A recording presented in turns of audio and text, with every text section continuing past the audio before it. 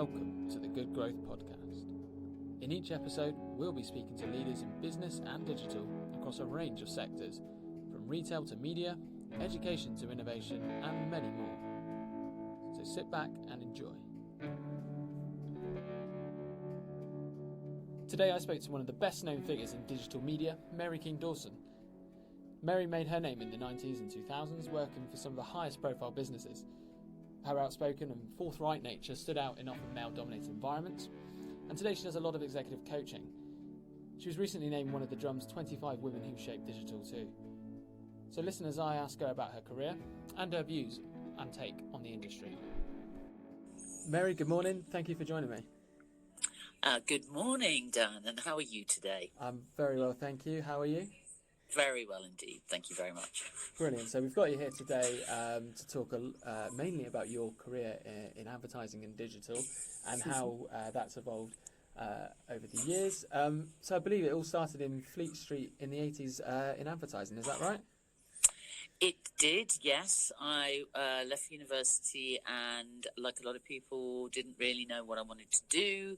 And I stumbled upon a little-known publication called the Observer newspaper, and some crazy woman who at the time was the sales director there gave me a lucky break and said, you've got 3 months to prove yourself, and that's what happened. So I went to work at the Observer on the Sunday supplement and was thrown very much into the deep end.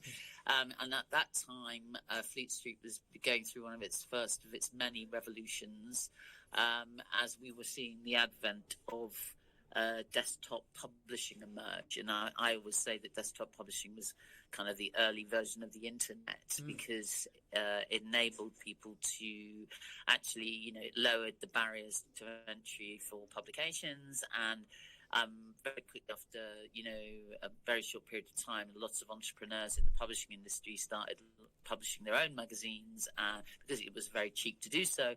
And I landed up going to work for a company called Redwood Publishing, which was the very early doors contract publishing company that went on to become the world's largest. And that was an incredible experience, working with, working in a company where they basically were very focused on culture and embracing innovation and really being proud of who you were.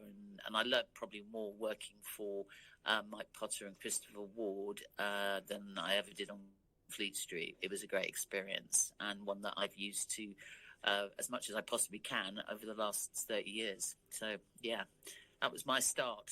Super. So what intrigued and excited you about advertising initially? Why did you want to get into the business? Well, I mean, I think I was deeply inspired by the combination of content and commercials.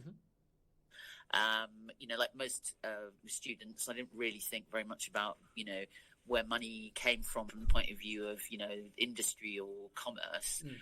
I'd worked in, shops on Saturdays and kind of made, money that way when I was a kid, when I was a teenager and a student. But when you actually kind of went into the world of work, the fact that you could make money and do something creative, I found extremely inspiring. And obviously, that kind of creativity and choice to make, to become someone who built things and created things was obviously something that appealed to me personally very much. And I was very fortunate to, as I said, to have been around at a time when technology was going through massive revolution, and the accessibility to technology enabled people like myself and to take up those opportunities. And it also, I think, appealed to me from the perspective of being a young woman. I was a single mother and I wanted to, make my own way in the world. I didn't really have a lot of choice, as it turned out at the time, but I did. And I went on to become a managing director of a small public limited company, which I was the last person on earth who expected that to happen. But and that company was called Aspen PLC, and I then, along with my colleagues and a team of people, we took it off the alternative investment market, also known as AIM, and broke it up and sold large chunks of it. And one of the businesses within that group was Sparfax, and we put Sparfax, the world's largest provider of in-flight entertainment and media solutions. We coupled that with a fledgling internet business and also a publishing business, and we put those three companies and turned them into Sparfax Airline Network, which we then went on to sell to WPP in 1999. So that kind of period of my career was an incredibly steep learning curve, but also was when I first had my taste of working with extremely large clients, such as British Airways, Ford, Bupa, American Express, all of those big clients. They were prepared to take a risk because they knew that the world was changing and they wanted to be part of that change. And often large agency groups in particular find it extremely difficult to be fleet of foot and agile, whereas entrepreneurs, who understand the psychology of how large corporate global businesses work and they can reflect that in the way that they service clients and the way that they delight clients. If they can come up with the business development strategies and the products that can service those clients' needs and wants in a very timely and effective way, they can become extremely attractive businesses and grow and become, specialists in their own rights and global companies in their own right, which is definitely what happened with Sparfax. But after Sparfax, I went on to really get involved in more and more in technology, which has been where I've really been living for the last sort of 15, 16 years in terms of understanding the impact of tech on client businesses and how digital in particular has, basically disrupted much of certainly what my childhood and teenage and student years would have been experiences of. That's kind of, it nicely leads on to what I wanted to talk about next. So you've kind of made your name and your profile as being perhaps someone who goes against the grain a little and very much being yourself and not kind of just falling into line with what perhaps other senior execs might say. So that's a very polite and diplomatic way of saying things, Dan. Well, yeah, I suppose my question leading into this is you've recently gone on record to say that the advertising ecosystem needs a reboot. Why? Why do you think that? Well, I mean, I think like any mature sector, what we saw and what we have experienced in advertising has been a combination of very bad habits emerging. I think one of the challenges that the big holding groups certainly created for themselves and for their clients, but for themselves in particular, is they started becoming bigger than the clients. And that was, and that kind of led, I think, to a sort of psychological change, a shift in groups, thought that they knew better than the clients in a lot of situations, and were trying to bend the clients to their will as opposed to being service providers. They started actually being sort of purely, almost like financial services businesses that were, had invested in agency groups, but they acted more like private equity businesses as opposed to organizations that were there, trying to work out what the problems were and then design solutions for their clients. It became much more solutions first. And, let's fix the way that we sell this into a client afterwards. And I think that caused a lot of conflict and has caused a lot of conflict between agencies and clients. I think particularly, and so that was that came over years of eroding. Yeah. I think the other big major issue has been the introduction of technology, and as technology took more and more of a place in the psyche of how we manage complexity, because let's be honest, pre iPhone 3 and post iPhone 3. Is really where we saw the transformation take place, because as the power of the mobile phone increased in terms of, it was in your pocket and it enabled you to do an awful lot more as a consumer. That consumer actually has become far, far more powerful in terms of what happens to a brand. And that has eroded the very kind of most basic sort of traditional advertising and marketing principles around, for example, loyalty, brand engagement, the fact that you could basically rely on, and that dependability of your brand would be more important to a client than, for example, price and so on and so forth. And that, we've seen, particularly in the retail sector, an enormous crashing and burning of many of our high street brands and names, and it's and the knock-on effect of that has also gone into the FMCG space, as well as they have found it increasingly difficult to shape shift. And if you're relying on a traditional agency model to be the advisor, to think for you, I think that in and of itself has become increasingly, proven to not be the case any longer, because the actual adaptability of those businesses and those agency groups has become, has diluted as they themselves have, learned less, become more dogmatic about, what they think is right and what they think is wrong. And to a certain extent, I think we're now seeing a great big shift taking place amongst the holding groups and in the psychology of clients who are taking stuff in-house, which, has always been the case. There's always been, in my experience, a lot of thinking has happened in-house of clients, but there was always a dependability, or at least a requirement, a demand for original thinking from outside of the organization, because that perspective. But what we're seeing is, rather than it being your agency that might be doing that thinking for you, we have a lot of consultancies now in the space. We've got individual consultants in the space. We've got some really original outlier thinkers as well that are coming through. And I think that the shape of organization has fundamentally begun to change, because instead of it being, like I go out and I find another box that I can plug into and they will then, feed me through their API or whatever, we're actually seeing much more of these kind of groups that will, almost like hive-like, that can be kind of created to solve particular client problems and look at, perspectives of clients.